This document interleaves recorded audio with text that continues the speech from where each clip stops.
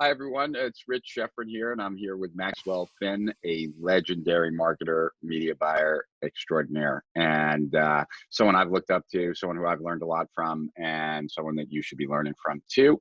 And that's why I am excited to be talking to Max, and just want to say welcome, Max, and so happy to have you here. And we were talking about some other stuff earlier, so congrats on that. And let's dive in, huh? Thanks, man. I'm excited to be here. So, you know, we were talking before we went live and recorded. There's so much that can be covered, right?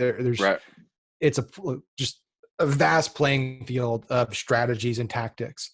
But what I want to talk about today is something that I think is both like fundamental, will have a serious impact, but also is positioning you as a media buyer, marketer, business owner for where we're going in the future, right? And so Okay, cool. where we're going and where things are moving is automation and letting algorithms, AI, machine learning based platforms do more of the legwork, because the reality is computers are going to do a lot of things better than humans. Not just a fact, right? Mhm. We might have the edge on creativity and we can think critically, and those are advantages that marketers should be focusing and doubling down on. But in terms of how we go about managing, structuring, scaling, organizing ad accounts, machines do it better. Mhm. And so an example of that is like, and this is where tactics come in, but this is just an example that I'm sure most people watching this can relate to is, hey, I launched a bunch of new ads today and I'm running them, and it's, noon, and a bunch of these ads are just like, they're not looking too hot today. A lot of people have this idea that like, in my gut, things will turn around. I think things will get better. And so I'm going to let it ride, right? It's like I've been at the craps table and I'm on a losing streak, but like it's got to turn around, right? Mm-hmm. And so I let a few more hours go by, and now it's 3 p.m. and things have actually gotten worse. They haven't gotten better. But now it's like, okay, it's 3, like the day's almost over. Like I might as well just keep letting it ride. Okay. And you end up bleeding more and more cash. Okay. And so the way I look at media buying today and going forward is kind of like stock trading. It's, you're going to have good days, you're going to have bad days. The goal is, how do I maximize the profitability on good days and really let it ride? And how do I mitigate the losses on bad days and stop the bleeding? Right. And the best way to do that is by setting up automation rules and really letting the machine do its job. And so there's a lot of rules that we can set up. I'm going to give some just high level ones that we put into place, why we put into place, and how they can help for your business. So we found is that a lot of these platforms, specifically Facebook, are built on momentum, right? Mm-hmm. So usually, just based on the data, if you're starting the day off strong, that ad set, that campaign does well the rest of the day, and vice versa. If it starts the day poorly, it ends poorly. And so what we want to do is put rules in place, conditions in place that identify those trends at the earliest possible point and either scale or pause. So for a lot of our ad accounts, we'll have rules in place at ad level and ad set level. So those are, there's 3 structures, kind of 3 levels in an ad account. There, you have your campaign, you have your ad set, you have your ad. Campaign holds everything. Ad set holds your audience, your targeting, your placements, your bids. Ad holds the creative copy, destination, all that stuff. So what we started realizing is, hey, if we're running like an offer, like just a regular affiliate offer, and let's say that the CPA, the cost per acquisition that we're getting paid is $50. Okay. So we might be shooting for like, I want to be like 25, right? If I'm at 25, like I'm super happy. I got room to scale, all that good stuff. And I know that if I'm running an ad today and it's spent $20, by that point, based on my historical data, my ad account, the ads that crush for the day already have a sale by then. Okay. So what I want to do is I want to play that, and I want to put a rule in place that says, okay, check continuously through my ad account. And as soon as an ad spends $20, that's a trigger for it. We're going to pause an ad that has no purchases. So any ad that's hit that $20 spend mark without a single purchase, we're going to pause it for the day. We're just pausing for the day, right? These are daily rules. Right. So there's daily rules and lifetime rules, right? This is about how do we play the day-to-day volatility on Facebook and these platforms. And how do you do that? Yeah. Is that a rule inside the ad account, or is that like, are you using if this then that, or like how do you do that? Yeah. So Facebook has native rules that you Mhm. can run inside the platform.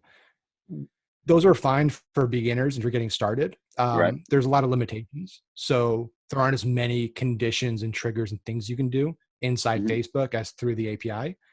You also have limitations in terms of how frequently these rules run. So Facebook is every 30 minutes. They're actually running these, which Mhm. is, again, if you're spending a few $100s a day, totally fine. You're Mhm. spending $20,000, $50,000 a day, that $30 window can crush you if Mhm. something's running out of control. So there's a lot of software out there that's more advanced. There's tools like RevealBot, there's tools like Magic X that Mhm. are more robust rule-based softwares. For us, we're using Magic X. We've used them all. Mhm. That's kind of the hot software right now. Again, I've no affiliation with them, just it's what Right. we use. Um, and you're seeing a lot more of these softwares coming out that aren't just built on leveraging rules, but are also using AI and more advanced machine learning to turn these rules into more dynamic, agile tools for marketers. Yeah. So for And example, yeah, I mean, it yeah. makes sense to me. I like just my experience, and then I have a question. Mhm. But yeah, because my experience, like when I was in the retail business, um, we had to run everything kind of the way you're talking about it in a way.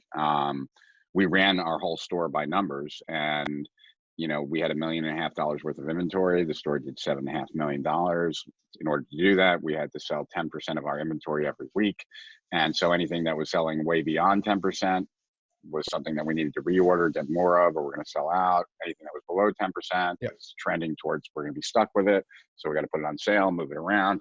So it's kind of similar. And I remember like with Facebook advertising that like, okay, so it goes ad set campaign. That's Mhm. the Yep. right, like that you could take like two or three of this, you could take two or three of the same exact ads, split test them in an ad set, and one would be a winner even though Yes. they were exactly the same. And what always seemed to be the case was that Facebook was giving extra credit, like in a way, to the one that got the sale first.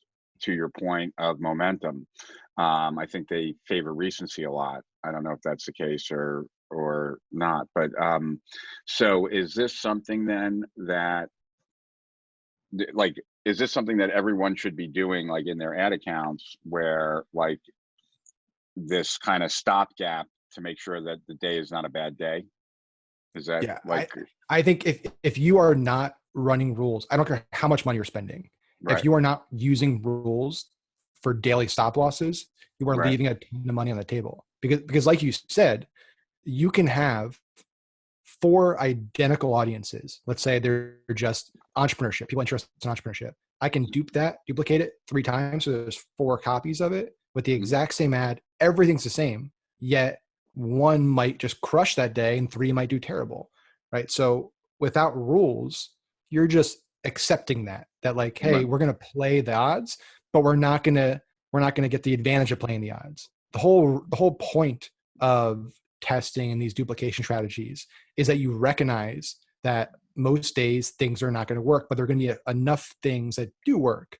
So, like, let's talk about how that plays out mathematically. Like, if I run a CBO campaign, so there's ABO and CBO. CBO is campaign budget optimization, right, which is basically I set the budget of the campaign, Facebook allocates it to different audiences. ABO is set at the audience level.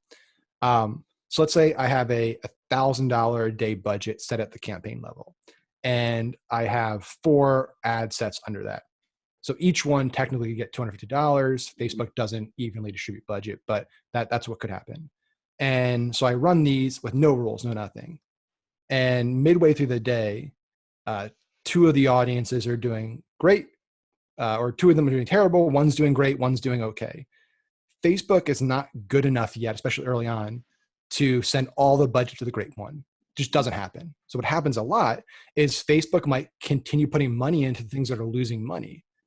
So what ends up happening at the end of the day, that $1,000, instead of having like 700 mhm, go to the thing that's making money, I might only get 200, 300 in that one, and the rest gets split across things losing money. That's the difference between whether I make money today or lose money today. mhm, So if you have rules in place, those things can be identified quicker and paused That way the budget now can be allocated just to things that are working. And that Right. allows me now to play the numbers on a daily basis, duplicate things, try more things, throw more things to the wall, because I know my downside risk is far less because I have these stop losses in place to turn things off and just allocate budget, things that are working for that day. And how long, like, have rules been a part of Facebook advertising or any of these other platforms advertising? Like, has this been a common strategy, or is this something that, like, because, Yeah. I'm not a media buyer, so Yep. I don't know the ins and outs of this. I don't know if what you're saying to me is something that everybody does, if nobody's doing it, if it's something that is relatively new, but everybody should be doing it. Like, where does this stand with that? Like, Yeah. So context-wise. rules are not cutting edge. Right. Like they didn't start last month, right? Right. I wouldn't assume so. Yeah. But what I would say, two things. One is that a vast majority of ad accounts that I audit or look at and buyers talk to don't use them, or they use them at a very, very basic level. They use them to like turn things off after, a week of data, right? They're not using daily rules. And two, the rules and the technology behind them, the companies making these more advanced softwares are getting really, really advanced. So it's no longer a static rule. Things are becoming dynamic, right? Because at the end of the day, the rules that I might set today for an ad account are based on today's numbers. Those numbers change and evolve. So the rules should change and evolve dynamically based on that data. And so the software we're using now is doing that. It's recognizing that. Beyond that, looking at like, hey, I want to make the stop loss CPA number 0.8% the trailing CPA for the last 3 days, which is something you can do, which is great because that's dynamic. Now, where could you do something like that? Could you do that in Facebook as well, or no? So you can't do that in Facebook right now. You have to be using software that's using the API. So like for us, again, Magic X is what we use. And these softwares, what do they range in price from? What are they? They're pricey. So they're based on spend. And so like Magic X, it can be a few $1,000s a month if you're spending, hundreds of thousands to millions. You can get started though for like, $100, $200 a month if you're just kind of starting out, figuring things out. But what I would say is that if you do the math, the amount of money these softwares use, and again, it doesn't have to be just that one. There's lots of other ones out there. The amount of money these softwares save you far outweighs the investment in using them and the technology there. And so it's not just about also like saving money and cutting the costs. It's about being able to scale in real time. This is something where the concepts and strategies behind scale have changed dramatically over the last year or 2 years. It used to be, and I used to teach this all the time, okay, slow and steady, conservative, increase your budget 20% every 1 to 3 days. That was kind of the rule of thumb for a long time. It was small increases. It's really hard to grow fast when you're running with that as your baseline, right? And so what's happening now with more advanced media buyers is the exact opposite. It's like aggressive, putting your foot to the metal, the pedal to the metal, doubling budgets during the day, maybe even twice a day. But you're doing it dynamically with rules, right? So again, it's not you jumping in and saying, you know what, this ad set, it's doing pretty good today, so I think I'm going to increase it 50%, which is what a lot of people do. They just kind of go with their gut. It's based on historical performance and data. So you can have rules in place now that look at performance over the last week, also looks and factors in what the current budget is now, because things that are smaller budget, like a $50 a day budget, it can be doubled and it can be like increased more dramatically with less of an impact. When you're talking about $1,000, $5,000 a day budget, that needs to be factored into how dramatic the budget increase is. So you can have rules in place that say, okay, here's my conditions of when I want you to scale. If it's between this ROAS and this ROAS, increase by this percent, this ROAS, increase by this percent. But then it can also factor in how the algorithm's working and what the historical impact on past performance has been based on increases. So we can look at the data and say, hey, when ad sets have been increased by this much, this is what happened to performance. When it's been increased by this much, this is what happened. And factor that into what it's actually going to increase the ad set by or the campaign by. And so we're getting to this really, really interesting point in media buying where I know, because it's just what's happening, that the technicals of media buying in regards to how I deploy campaigns, how I target, how I scale is becoming fully autonomous. And it's going to get to the point probably in the next year or two where that part of it is going to be so on autopilot and so good that it's no longer going to need to be a skill that media buyers have. Like media buyers are going to be on the creative. There's going to be other things that are going to be way, way more important. But you need to be implementing these things today, because if you don't, you're competing with, a gunfight with a knife or with your bare hands. Like it's not even a fair fight if you're not using these things. And these things have to be done and used like on this frequency basis that you're talking about, because, there seems to be a daily difference in how the platforms are behaving from one day to the next. Right. Yeah. Like that's, and so are there 10 rules that everyone should have set up no matter what you're driving traffic for, or is there anything like that? Definitely. So I think there are some basic stop loss rules that you need to have in place at the ad and ad set level. And your best recommendation for the stop losses is like, just to give some guidelines for people who aren't clear, like where to start, like what, like how much, let's say it takes, just to make the math easy, let's say they convert at 10%, which, obviously they probably don't, but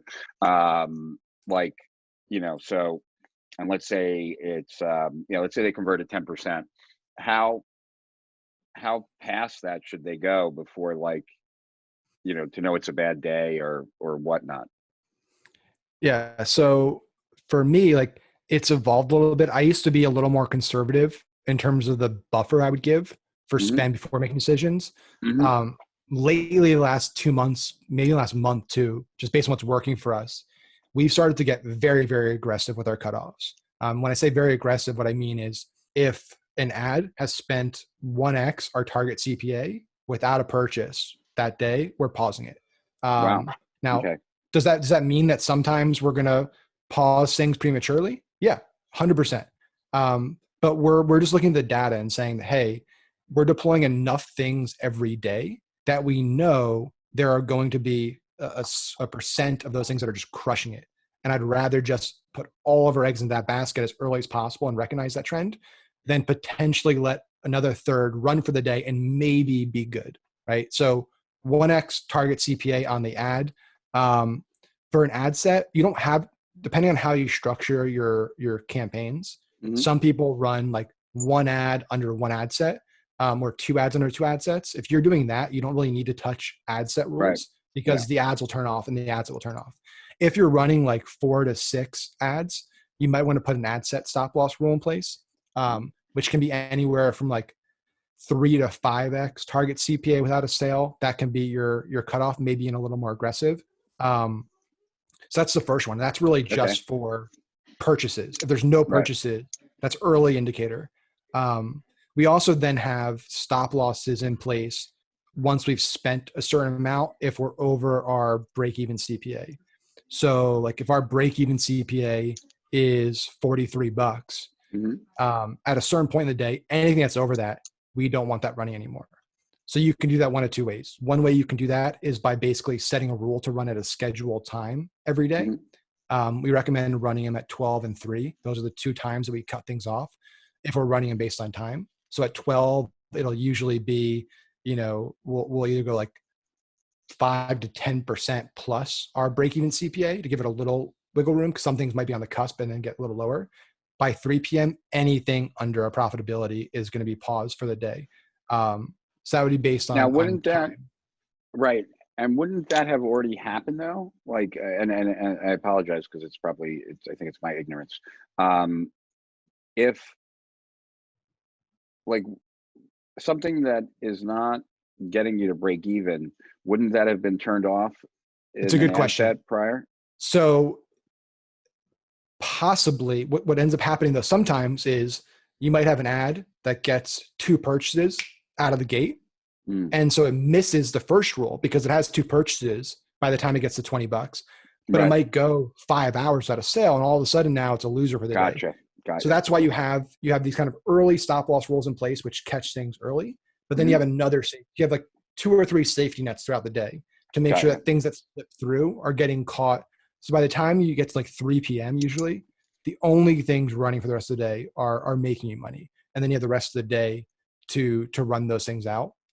So those are the base kind of stop loss rules that you'd have in place. Mhm. We also have scaling rules in place that run on a daily basis at the ad set and the campaign level that are doing automated budget increases at certain times throughout the day. So like our scaling rule for ad sets is anything that has more than 2 purchases after. So again, let's say our we're selling that product that's $50 and our target's $25. We want to be there plus or minus. If the ad is spent under up to $30 and has 2 purchases or more, we're going to do a budget increase on that. The budget increase is based on the things I talked about before. It's automated in terms of how much the budget already is, and then how the historic performance has been. So it could be a 20% increase, could be a 50% increase, could be a 100% increase. But we have that rule in place for ad sets. And what is that? And the amount of increase, what is that dependent on? So it's dependent on 2 factors. It's dependent on how much the budget already is. So lower budget camp ad sets can be increased more aggressively. Things that are higher budget are less aggressive. So it's based on that. There are 3 buckets.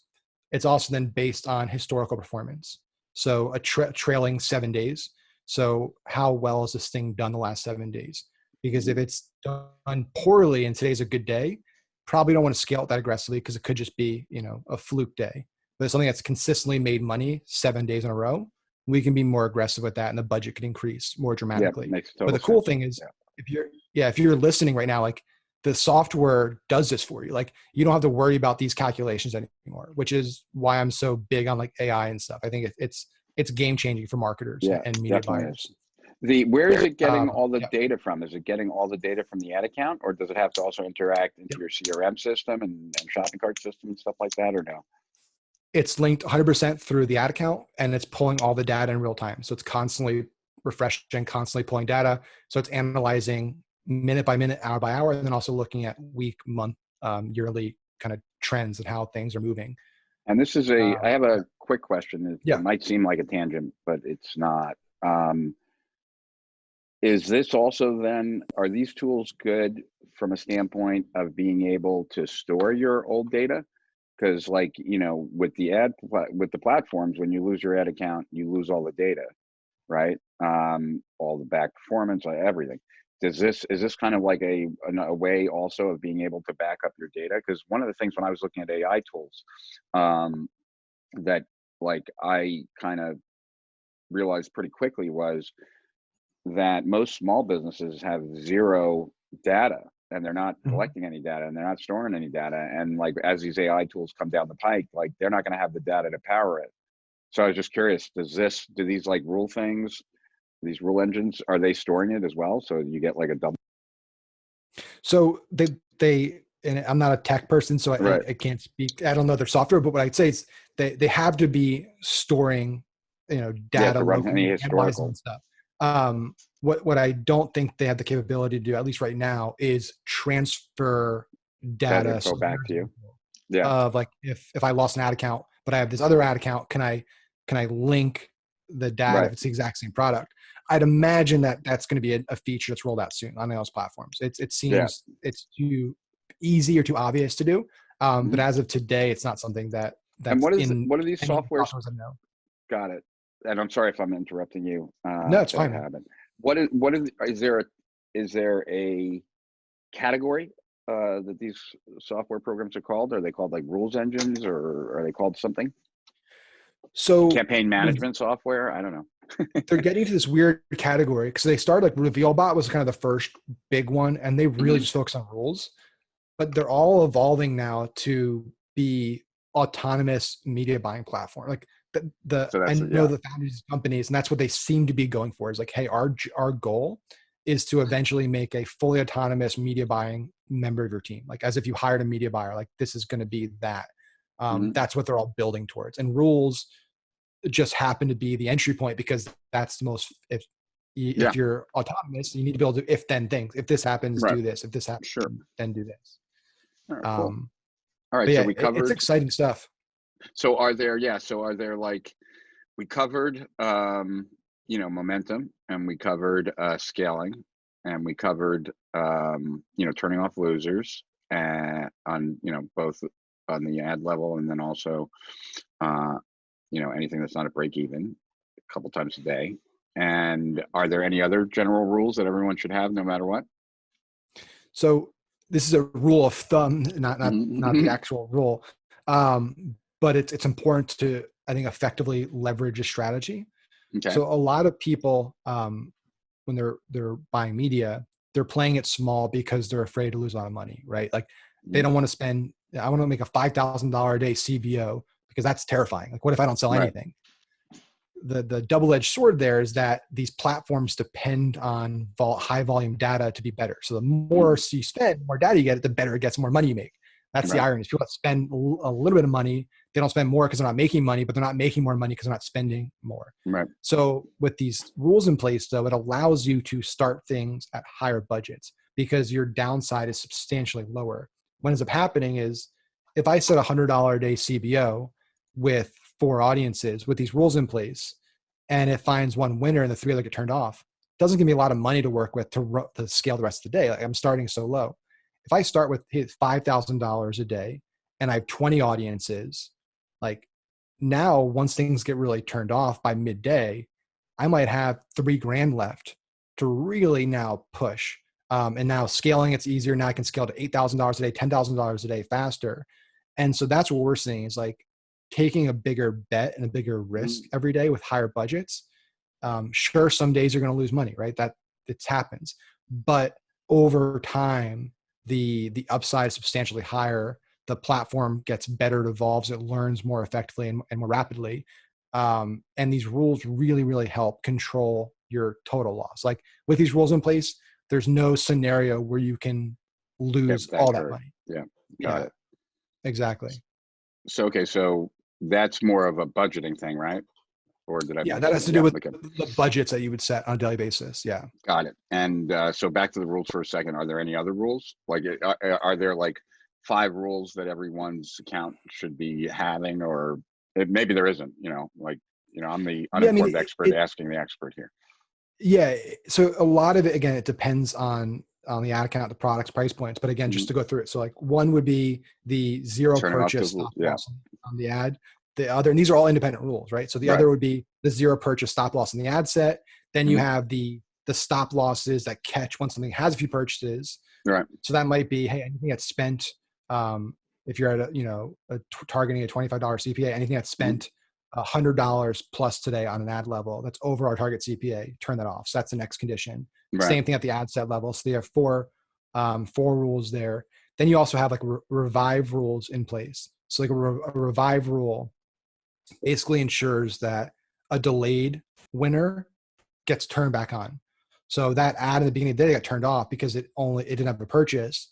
What if it gets 3 purchases that come in later because somebody clicked and then left and came back? And now it's a winner, but it's off.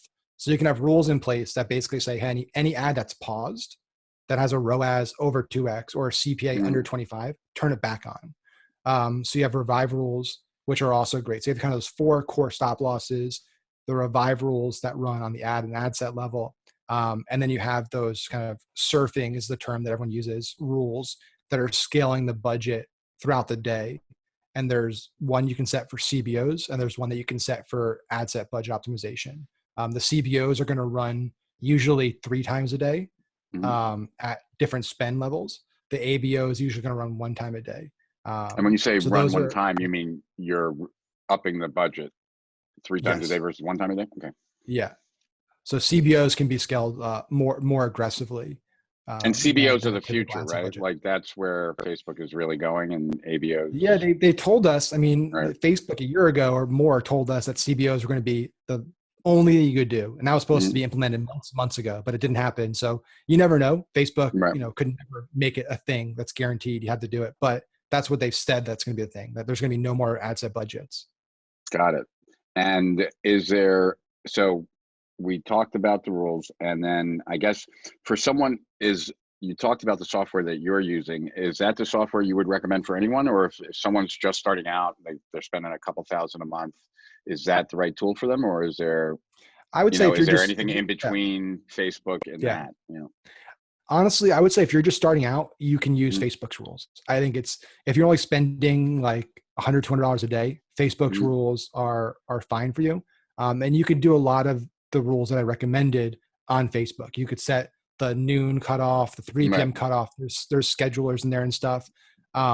It's really once you get to like 1,000 plus a day and spend, that Mhm. having more robust rules that run in shorter windows becomes much more important. Makes sense. Makes sense. Yeah. Well, this has been awesome. And so what kind of, and this might be an ignorant question. I apologize if it is. Like what's the before and after? Like, what's the potential before and after of someone spending, let's say, $1,000 a day, but they're not using these rules right now? Like, what could the potential upside be? And I know it's hard to say, On most likely, impact, I but mean, yeah, it's like putting rules in place on ad accounts Mhm. has allowed us to go from 0 to 10, 15, $20,000 a day in spend in 1 to 2 weeks, profitably. Mhm. That would be impossible to do before. So I think it's about your ability and how quickly you can get to certain spend levels. Um, in terms of like revenue lift, that's obviously a factor of how much you can spend. So I Right. think that's probably the best analogy I can give is like, our political ad account. We just started scaling that this month again. We're doing, $65,000, $75,000 days Mhm. from a cold start. Right. And we're doing that because we have aggressive rules in place. So it means I can deploy a ton of tests. I can throw a ton of things at the wall with high Mhm. budgets because I know we're going to find things that stick. Um, and so I think it's 110% going to help you make more money on good days and help you lose less money on bad days. That's just a fact of Yeah, having rules. There's that no makes total scenario where it sense. doesn't happen. And so let me ask you one last question. Yeah. So let's imagine that there's a very seasoned media buyer who's been watching this and is frustrated because I'm not asking any of the right questions because I don't know as much as that person does. What question, if there is any question like that, that like I might have asked if I knew more that I hadn't asked? Is there any questions that I should have asked you? It's a really good question. It's a potential person that would watch this. What would their question of me be? I think you kind of hit on it, but this is the question that, because I would have asked myself this question and Right. would have doubted doing this like a few weeks ago or even a month ago, is the aggressiveness of rules. Because there are different schools of thought. There are Mhm. people that believe like you should kind of be less hands-on and let Facebook do its thing and learn. Mhm. And there's a lot of merit to that, but I Yeah, think I would imagine there would be. it's a balancing act. And again, we do what we test a lot of things and we put our money and time into what's working. And so for right now, across a lot of ad accounts, a lot of spend, more hands-on ad management is working a lot better than our previous approach, which for years was hands off, let it ride, don't touch something. It needs days to optimize and learn. And again, that's just what we're seeing. Other people might be in different results, but that'd probably be the question I'd imagine somebody that's also spending a lot of money not doing this may have. Well, that makes sense. And this has been extremely valuable. I hope it's as valuable to everyone else as it was to me because I knew nothing about this. So this is like, it's mind opening to me. And yeah, there's tremendous implications to it. So I'm excited about this and I'm looking forward to sharing this. Very, very cool. Is there anything else that, as it relates to that, like anything that as far as where do they find setting up the rules in Facebook, or is that really easy to find? So, there's in your business manager in your ad account, there's a top left drop down. You can click that, and there's a section that allows you to go to your automated rules. You can also create them right from the ads manager. There's in the kind of top bar, there's a drop down that lets you click manage rules and create rules on the fly. So pretty intuitive, pretty right there. I think most people watching will be able to find that. But yeah, I mean, Facebook is promoting pretty heavily. They want people using them, and they make it easy to find, easy to use. The basic rules are really easy to set up, and it's pretty intuitive, and there's plenty of support inside there. Gotcha. Very cool. All right, man. Well, this has been great. I really appreciate you taking the time. Of course, Rich. If people want to like find out more about you, where do they go? They can go to unicorninnovations.com. That's the best place. That has everything. Instead of listing out a long list of links, just you can go there, and that has everything they need to find more stuff. Well, it's been great talking to you, and I look forward to talking to you again real soon, Maxwell. So thanks for the time. Thanks, Rich. All right. Talk soon.